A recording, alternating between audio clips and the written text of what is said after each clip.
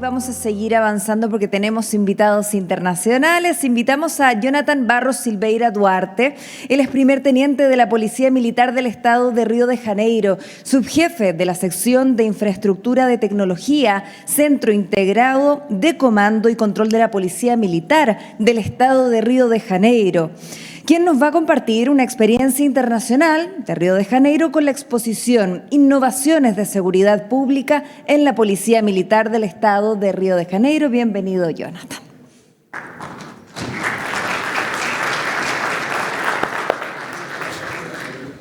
Boa tarde a todos. Gostaria de já iniciar agradecendo a CEA Santiago Smart City, ao governo de Santiago, o qual me recebeu muitíssimo bem, desde o momento do meu primeiro passo aqui em Santiago, até agora, e a gestão, a Corporação de Turismo Regional também. Agradecer a todos as demais autoridades presentes. Espero ajudá-los com a experiência da cidade do Rio de Janeiro. Como já apresentado, eu sou o primeiro-tenente Silveira, faço parte da diretoria de Infraestruturas de Tecnologia da Polícia Militar do Estado do Rio de Janeiro. Como alguns dos senhores não devem saber, temos duas polícias estaduais. No Brasil, a gente divide as polícias em duas polícias. A Polícia Militar, que é como se fosse o Carabineiros dos senhores, mas cada estado tem o seu próprio Carabineiro, sua própria Polícia Militar, e a Polícia Civil, que se assemelha aos afazeres do PDI, só que a nível estadual. Iniciando a apresentação para os senhores, todos esses recursos que eu vou apresentar, espero que o senhor esteja me fazendo entender, peço desculpas, pois eu não consigo fazer a apresentação em espanhol, prometo que se houver uma próxima oportunidade, aprenderei espanhol para tal, mas espero que eu consiga me fazer claro. Todos esses recursos que eu vou apresentar, todos eles são todas ferramentas que utilizamos há menos de 4 ou 5 anos, alguns até mais recentes, e todos pensados primordialmente para que se fosse feito uma integração maior da comunidade com as forças de segurança, primordialmente com a Polícia Militar. A gente iniciou pela criação do nosso portal, em que os policiais militares, quando em serviço, consigam fazer alguns procedimentos de formas menos burocráticas e mais rápidas e efetivas. Então, com esse aplicativo, o policial ele assume o serviço, ele vai realizar documentos de registro de ocorrências, atendimento ao cidadão. Então, qualquer tipo de registro que seja necessário fazer, ele vai fazer. Assim como também consultas durante as abordagens policiais. Então, eu consigo consultar se aquele cidadão está sendo procurado pela justiça através de um reconhecimento facial. Basta o policial levantar o celular e apontar a câmera para o rosto do abordado, que vai dizer se se trata de um foragido ou não. Assim também como falsos entregadores de aplicativo, que tem sido uma modalidade de crime no Rio de Janeiro, onde algumas pessoas se passam por entregadores e acabam cometendo delitos, invasão à residência, assaltos na rua, para evitar de serem abordados por se tratarem de trabalhadores de algumas redes conhecidas, como iFood, 99, enfim. Como esse aplicativo para o cidadão é algo ainda muito recente, a gente tem cerca de 80 mil usuários cadastrados, de todo o estado do Rio de Janeiro pode ter acesso a esse aplicativo. Ele é gratuito e disponível nas lojas online, tanto para iOS quanto para o Android. Já tivemos cerca de 13 mil acionamentos ao 190, então a vítima, quando ela sofre um delito, ao invés dela ligar, passar por um demorado tempo, um protocolo de atendimento que pode demorar de 5 a 10 minutos até ele ser atendido, ele consegue fazer isso pelo aplicativo, de forma instantânea, informando aonde ele está, características de quem cometeu o delito, fazer às vezes até um próprio registro do que ocorreu. Então a gente consegue dar uma celeridade ao atendimento a esse cidadão. Como o Rio de Janeiro se trata de um local muito turístico, a gente conseguiu traduzir esse aplicativo para 4 outras línguas. Então, para o turista não ter nenhuma dificuldade e ter um atendimento de forma mais célere também. Só uma questão, a gente faz o cadastro de e-mail dos celulares, que é como se fosse o número de identificação de cada aparelho telefônico. Então, o que acontecia muito, a pessoa tinha seu celular roubado, ela tinha que ver o número do e-mail do celular na caixa do celular, mas não necessariamente aquela pessoa comprou aquele celular zero, aquele número está na caixa, ela tem essa dificuldade, está nervosa. Então, ela consegue fazer isso já de forma preventiva, ela cadastra no aplicativo o número do e-mail do seu aparelho telefônico e caso ocorra o infortúnio dela ser roubada, ela consegue informar nesse aplicativo, depois, por um outro aparelho qualquer, que o celular dela foi roubado, né? Apenas dando o login personalíssimo da pessoa. A gente criou alguns segmentos de atendimento a grupos em estado de vulnerabilidade. Um desses grupos são as mulheres. A gente teve um crescimento grande no Brasil, há alguns anos atrás, de agressões a mulheres, principalmente em âmbito residencial, doméstico, familiar. Então, o governo tomou, tanto federal quanto estadual, tomou algumas ações positivas perante isso, como a criação da Lei Maria da Penha, e partiu pela Polícia Militar, em parceria com o Ministério Público e o Sistema Judicial, o Rede Mulher.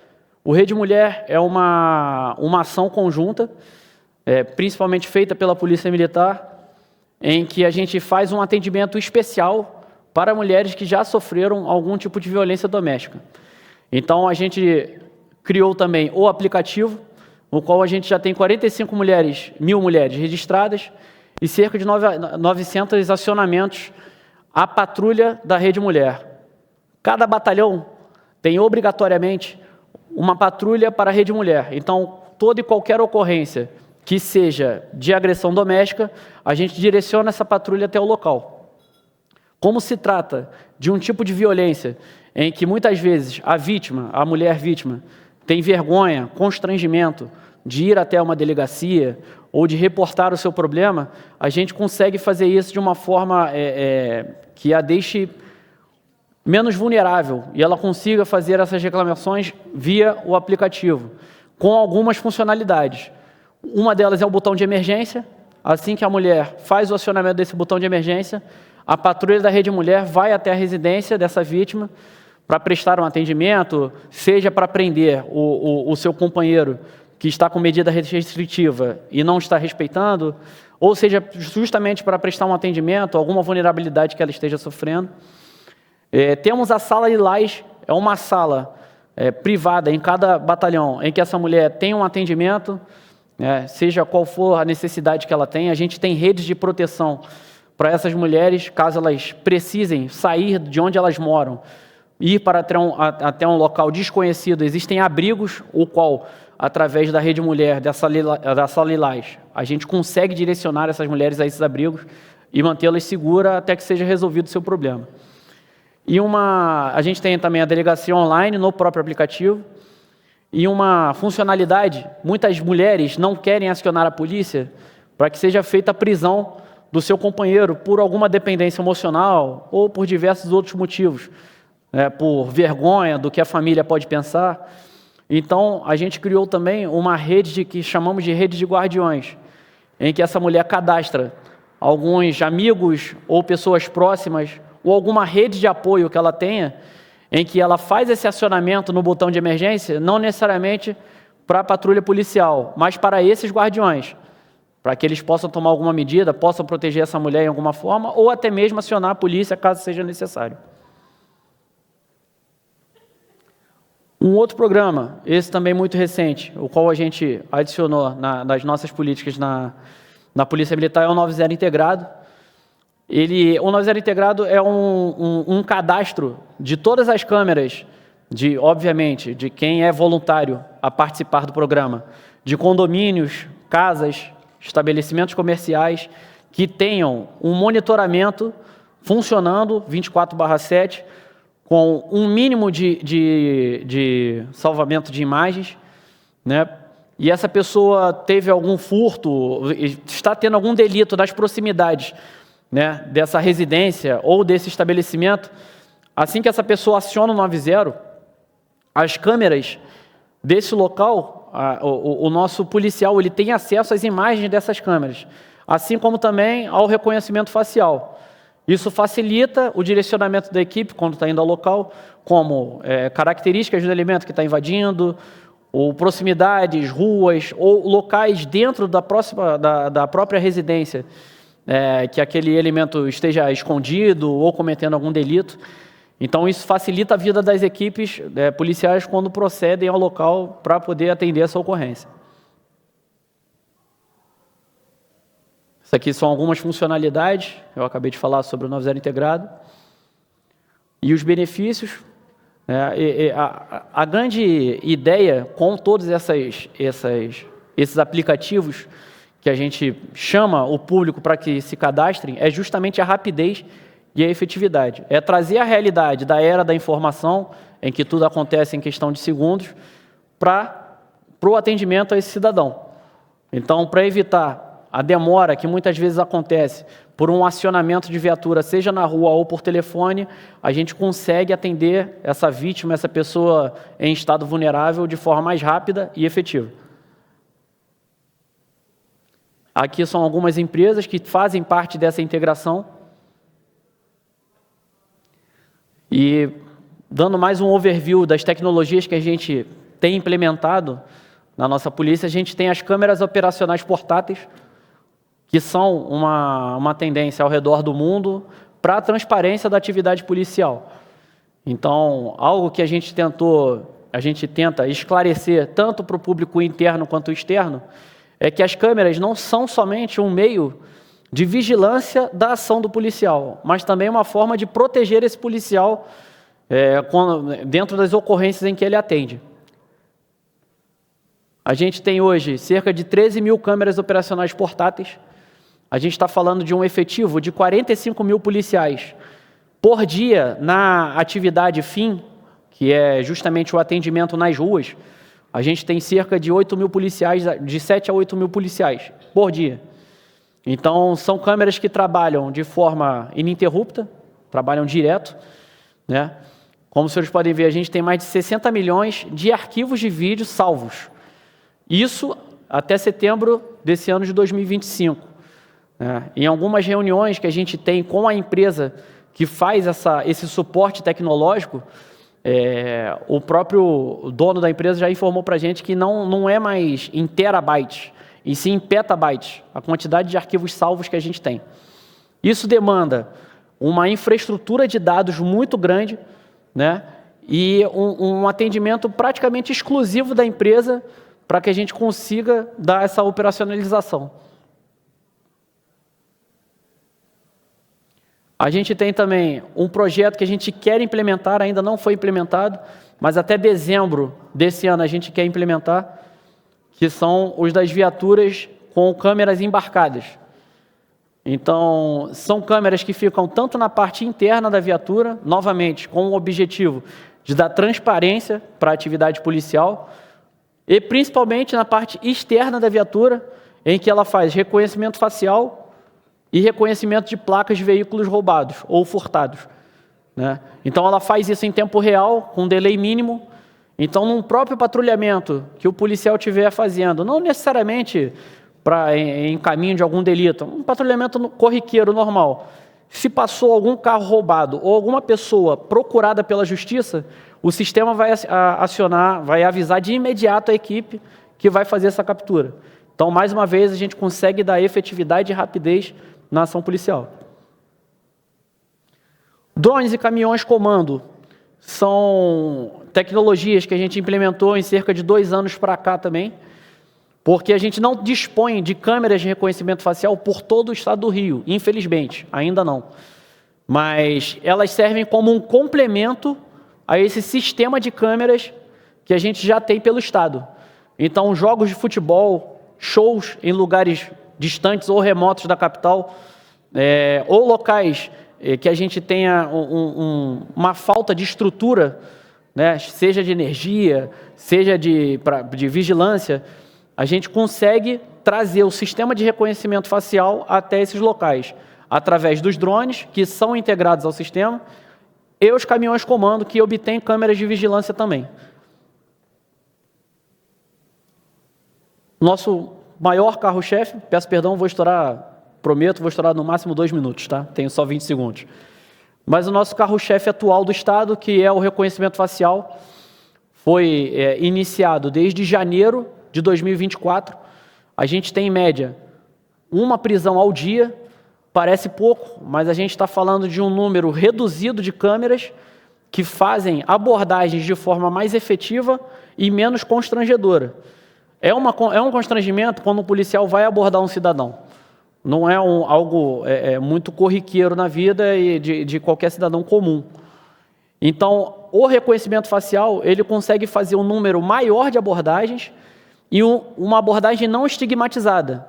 Então, aquela abordagem que é muito discutida em âmbito mundial, com questões raciais ou com pessoas pobres, algo nesse sentido, o reconhecimento facial, ele não vislumbra isso, ele é universal.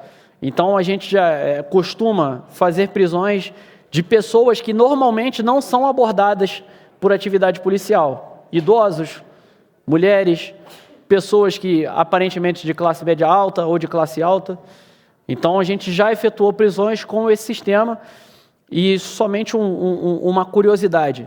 Por um levantamento, o sistema de reconhecimento facial, até meados do ano passado, fez mais abordagens, por um estudo levantado, uma estimativa, fez mais abordagens do que toda a polícia militar por 20 anos.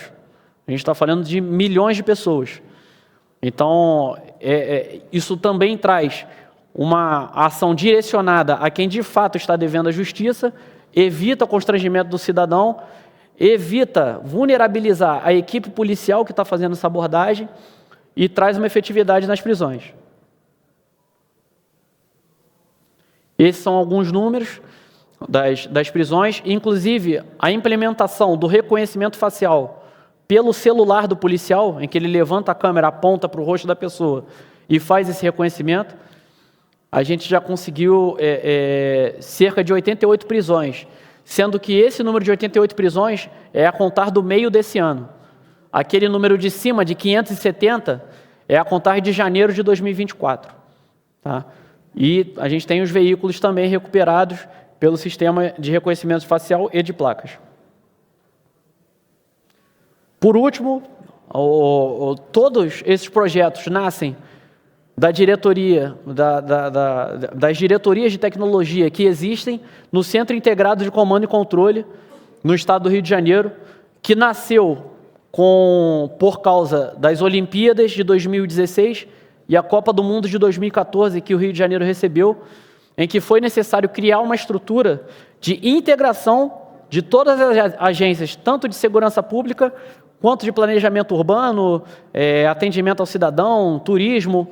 Então, todas essas agências foram concentradas nesse prédio, que vive até hoje, né, e tornou-se um prédio da Polícia Militar, né, sediado pela Polícia Militar.